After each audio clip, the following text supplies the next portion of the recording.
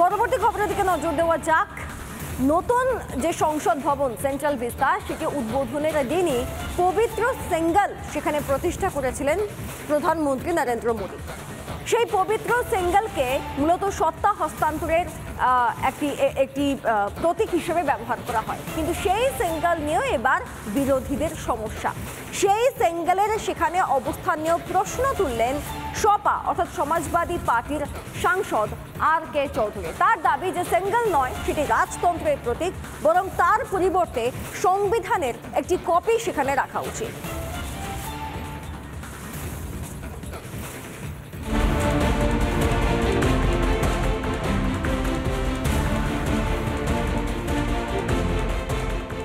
পবিত্র সেঙ্গলকে নিয়েও রাজনীতি করতে ছাড়ল না বিরোধীরা।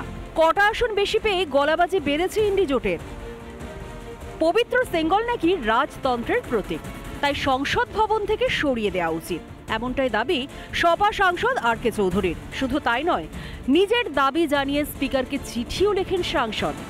ঠিক কি দাবি আর.কে. চৌধুরীর, শুনুন। सेंगोल तमिल भाषा का शब्द है, उसका हिंदी माने है राजदंड। राजदंड का और हिंदी माने है राजा की छड़ी। राजा की छड़ी और माने है राजा डंडा।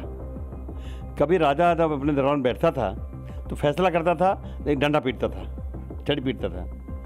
अब इस देश में 555 राजाओं को सरेंडर करके ये देश आज़ाद हुआ है, और अब हर वो व्यक्ति, चाहे महिला हो चाहे पुरुष हो, अगर बालिग है और वोट का अधिकार रखता है तो उसके एक एक वोट से इस देश में शासन प्रशासन चलेगा, ये तय हो गया है।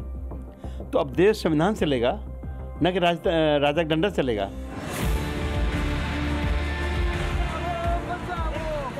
দেশের সংবিধান যেন খেলার জিনিস হয়ে গিয়েছে ইন্ডি সাংসদদের কাছে। সংসদে শপথ গ্রহণের দিন সংবিধান হাতে বিক্ষোভ।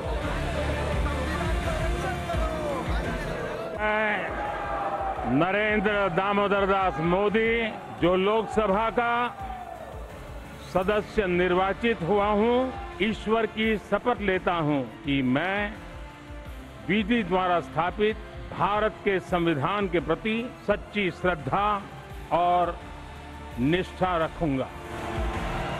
শুধু তাই নয়, রাহুল গান্ধী কিংবা অখিলেশের শপথের সময়ও তাদের হাতে দেখা গিয়েছিল সংবিধান।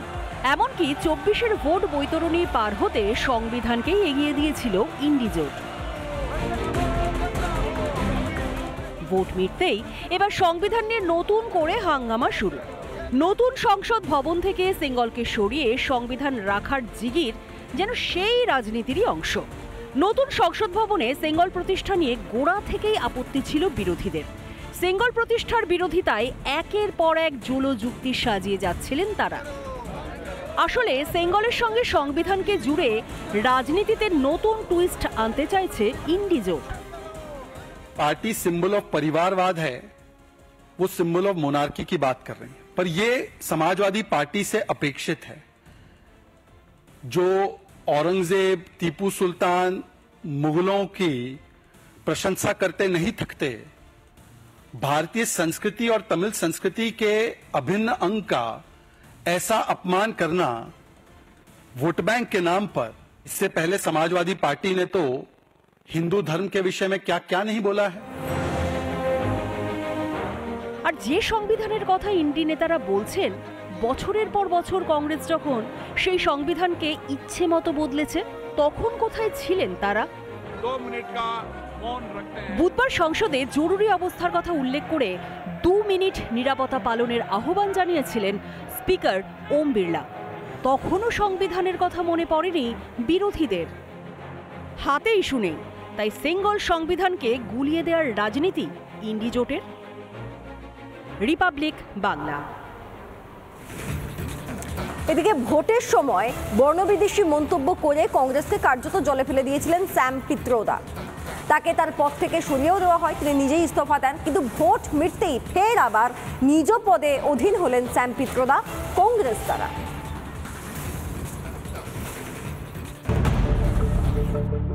স্যাম পিত্রোদার ঘর ওয়াপসি, ফের কংগ্রেসের বৈদেশিক শাখার চেয়ারম্যান। ফের একবার প্রকাশ্যে এলো কংগ্রেসের প্রতিশ্রুতি আর কাজের মধ্যে ফারাক। জানিয়ে সমালোচনায় সরব হয়েছে বিজেপি। গেরুয়া শিবিরের প্রশ্ন, তাহলে কি সবটাই আইওয়াজ ছিল? प्रथम परिवार कांग्रेस पार्टी कैसे लोगों को बेवकूफ बनाती है। चुनाव में केवल कॉस्मेटिकली अंकल सैम पित्रोदा पर कार्रवाई तो कर दी, परंतु जैसे चुनाव खत्म हुए, जैसे राहुल गांधी एलओपी बने, खटाखट अंकल सैम को फिर से पद दे दिया, इंडियन ओवरसीज कांग्रेस का चेयरमैन बना दिया। রাহুলের প্রিয় আঙ্কেলকে সম্প্রতি বর্ণ বিদ্বেষী মন্তব্য করতে শোনা যায়। পূর্বাঞ্চলের মানুষদের চীনাদের মতো দেখতে, পশ্চিমাঞ্চলের মানুষদের আরবদের মতো দেখতে, উত্তরের লোকেদের ইংরেজদের মতো দেখতে, দক্ষিণের মানুষদের আফ্রিকানদের মতো দেখতে। স্যাম পিত্রোদার মন্তব্যে তীব্র প্রতিক্রিয়া ব্যক্ত করেছিলেন খোদ প্রধানমন্ত্রী।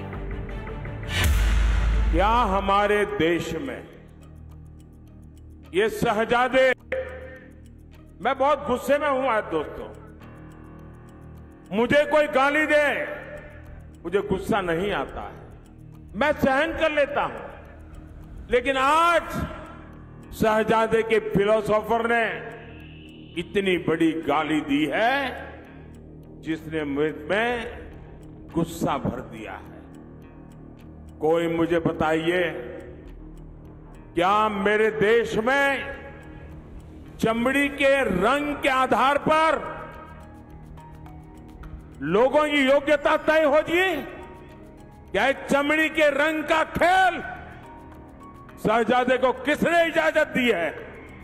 संविधान सर पे लेकर के नाचने वाले लोग चमड़ी के रंग के आधार पर मेरे देशवासियों का अपमान कर रहे हैं।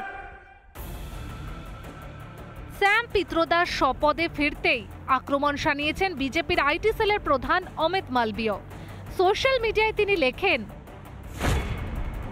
মধ্যবিত্তদের কষ্ট দিতে আবার হাজির, দেশকে মিথ্যা প্রতিশ্রুতি দেয় কংগ্রেস, ভোট মিটতেই পিত্রোদাকে ফিরিয়ে আনলো কংগ্রেস, হলো তো হলো।